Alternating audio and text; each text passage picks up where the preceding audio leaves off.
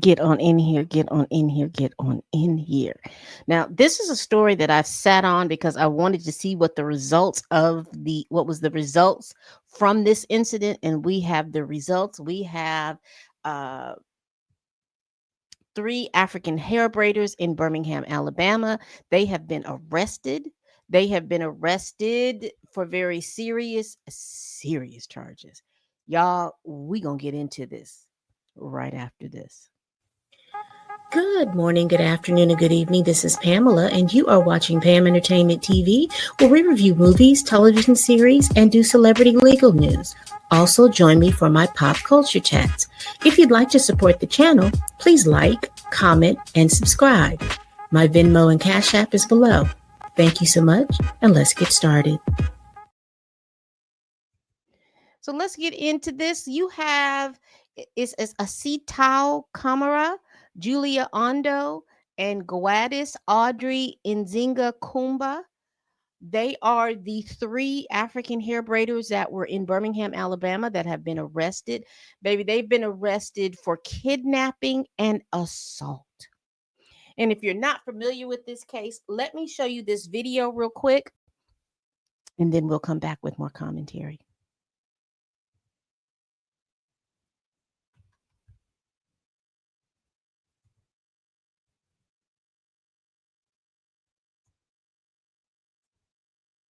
I got the message. I done paid you exactly what you asked for.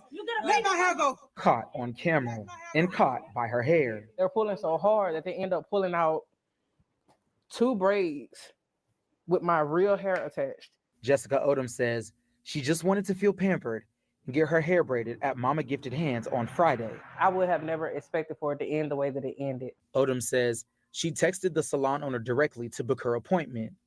In the text messages, you can see she asked how much for the service, and the owner responded with $200. When I arrived, everything was going well. Hospitality was there.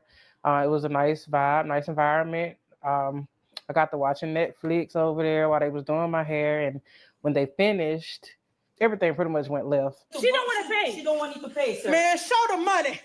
Show what I paid. You paid, but we're gonna fix it. Odom says she pulled out the cash to pay. And that's when she says the owner walked over and said, "You're going to have to pay me $50 more. Then I tried to make my way to the door. And as I'm making my way to the door, she's like, just give me 30. If you can't give me 30, then go sit over there and we'll cut the hair out. Fearing for her life, Odom says she was locked inside the salon. She says she was tussling with the shop owner and three other women while trying to unlock the door. As soon as I get out of the door, I feel my head jerk back. And when I turned, I see three women pulling my hair. So now we're playing tug of war with my head. After the women were pulling on her hair for at least 30 to 40 minutes, Odom says the police finally showed up. I don't wish jail on anyone, but in this situation, I mean, I didn't do anything. I honestly just wanted my hair done, and I would like to see them pay for what they did to me. Man, let me go. No, I did, bro. Let me go. You're not leaving. We're gonna fix it. Nah, you ain't doing nothing. Let me go. Oh, you're not leaving. We're gonna fix this. Bro, let me go. You're not leaving. Do you all hear that? Do you all hear that? They got this woman by her head. They have already pulled two braids out of her hair.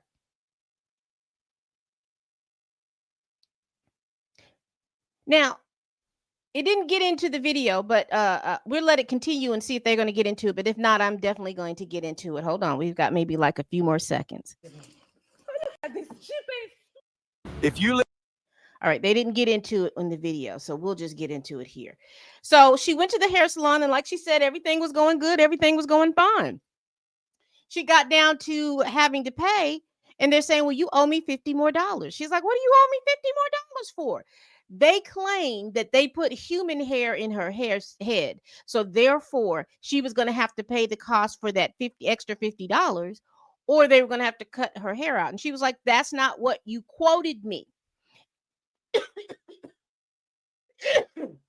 Excuse me. That's not what you quoted me. You quoted me $200. I paid you $200. She's like, no. You can't leave here. You can't leave here. If you leave here, we have to cut your hair out. And then she was bargaining with this woman, this Asato Kamara was trying to barter with this woman about, well, give me $30. If not, you've got to sit down and let me cut the hair. You've done $200 worth of work. She has paid you the money that she owed you, and then you're gonna sit up here and try to uh, cheat her out of $50 more when that wasn't what you agreed to.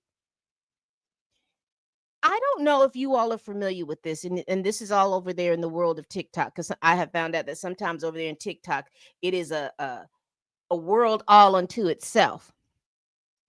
But back in about July or August, there were a lot of Black women that were on that app talking about the bad experiences that they had with African braiding shops.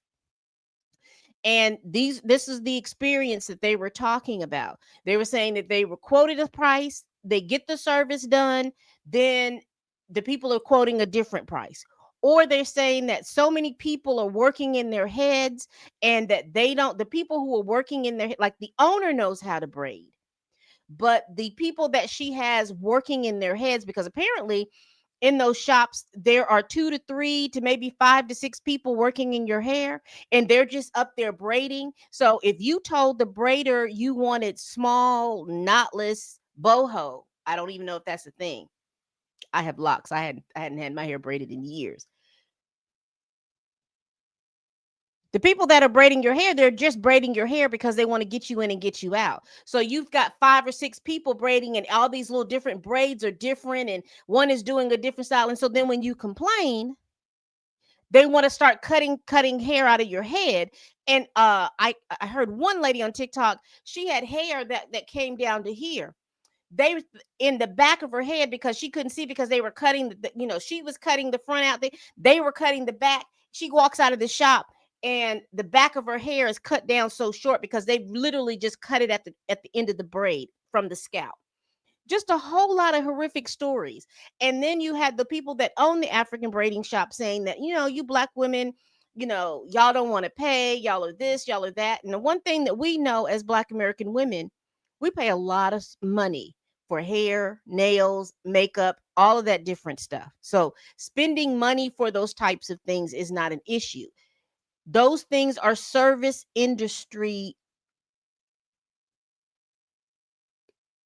They're in the service industry. And so when you're paying for a service, you want that service to be done correctly. So you can't have your hair looking funny or different. One lady showed where she asked for small braids. She had a big old thick braid in the back of her head, about like this thick, 2 thick braids in the back of her head, and the rest of them as if the other hair was going to hide those 2 big old thick braids. And then they're expecting you to pay, and they think that if they get into your face and they scream and they holler at you, you're going to be so taken aback that you're going to give them the money. Nope. We're not those women. Not when we paid our money. But anyway, back over there online, that there was this big effort to boycott the African braiding shops. And then the Africans got on and got mad. You all are being xenophobic. You all don't like us, this, that, and the third. And when you tried to argue, it is about the service. It is about the service. They don't know what you're talking about. Oh, we don't know what you're talking about. So then all these different videos started coming up. Then you had a couple of people coming up because they realized, they were in this level of bravado until they realized who is their customer market. Who's coming in to get their hair braided? Who is their clientele? Black American women, Black, Haitian women, women from the continent, women from the Caribbean. They're your clientele, but your biggest clientele in the United States of America are Black American women.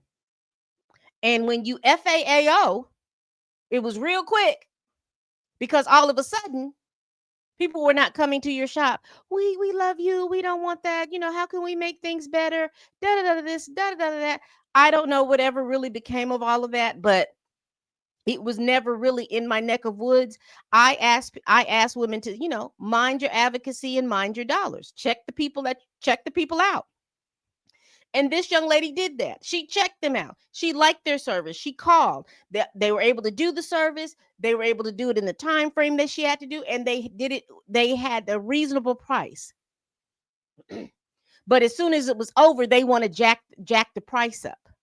Maybe that's why they ply you with alcohol, thinking that that's going to make you more pliable to pay the rates, their extortionary rates. So let's get into the news article, and then we will wrap this up, because honey, this is cut and dry, in my opinion. Cut and dry.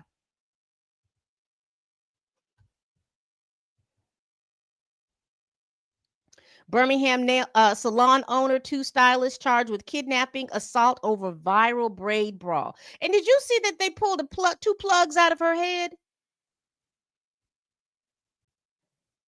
A Birmingham salon owner and two employees are under arrest after a dispute over the cost of a client's braids was recorded and went viral on social media. Asato Kamara, 32, Julia Ondo, 30, and Gladys Audrey Nzinga Kumba, 45, are charged with first-degree kidnapping. First-degree kidnapping. You are holding somebody against their will. And then there is a ransom for that. Y'all gonna learn today. And third-degree assault, because that's from pulling the hair out of her head. Sergeant Laquita Wade said that they will be held without bond in the Jefferson County Jail.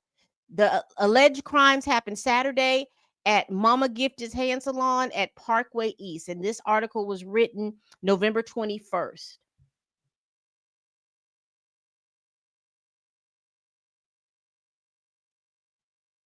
So this happened on November 14th. November 15th. The victim, Jessica Odom, posted about her ordeal on TikTok. And here are the text messages. You all see this? I'm gonna press. Hey guys, it's story time.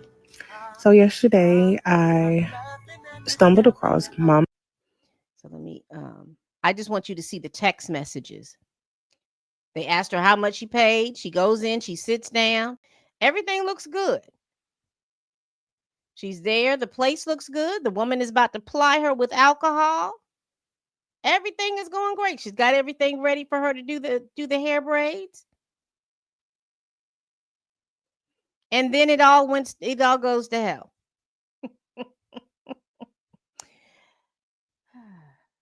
The cost would be $200. It talks about the cost. She was told on TikTok. She provided the screenshots.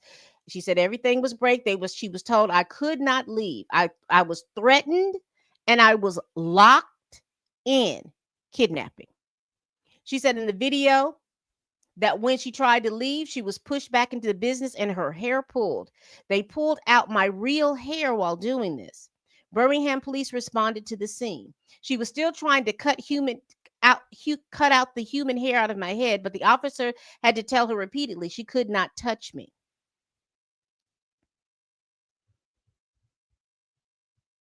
Here's the thing. They're holding them without bond. Why?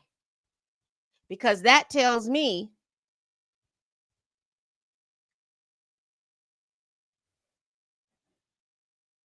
that they're not naturalized citizens yet. And because so they're afraid that you're going to flee the jurisdiction.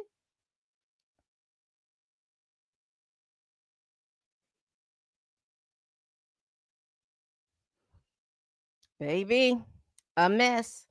FAFO news here, letting y'all know y'all gonna mess around and y'all gonna find out. You cannot hold people hostage. You can't cut people's hair out their heads and think that that's okay.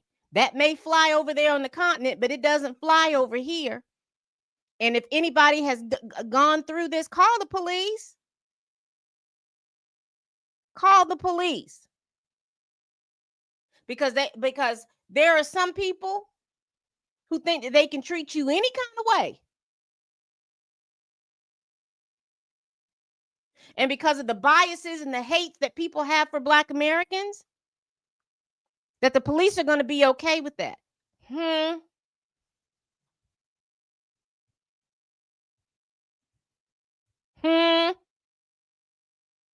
No one says that anyone has big love for the police. They don't like us, but they damn sure don't like you. Regardless of however you talk to them and bow your heads down and do all of this stuff that you all do with the colonialized mindsets that you have. Pulling that girl's hair out like that. You had already told her the price. There was an agreed to price. And now $50 is going to probably cost you $500,000, $50,000 because y'all can't get out. You have no bond. So you have to sit in the jail. And even if you do get out with the court hearing and everything like that, they're going to deport you. Well, all right, people, we do this every week. Please like, comment, and subscribe. Please share this video if you care. Y'all, these three young ladies had the FAFO find out the hard way that you can't be over here treating people any kind of way and holding them hostage and cutting their hair and doing all this kind of stuff. That stuff may fly over there in the continent, but it's definitely not flying here in the United States of America. And I need you to understand and understand where you are. If you want to do this type of behavior, and have a business that's a service business, you provide the service. You've agreed to the prices. If you knew that you were going to be using human hair, you should have alerted the client so she can make the decision of whether or not that she wanted to use that hair. But you weren't going to do that. That's not what you were going to do. And this is my commentary now. That's what you weren't going to do.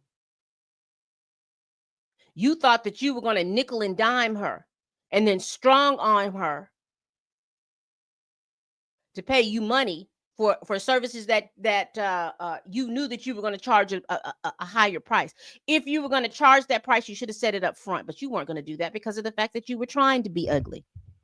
See, you thought that you were going to extort her out of that extra $50. And what if she had come out with that extra $50? If you'd have saw her money, you probably would have told her, oh, it's this type of hair. It's going to cost you $300. And you probably wasn't going to let her leave until she paid some extraordinary amount for her hair.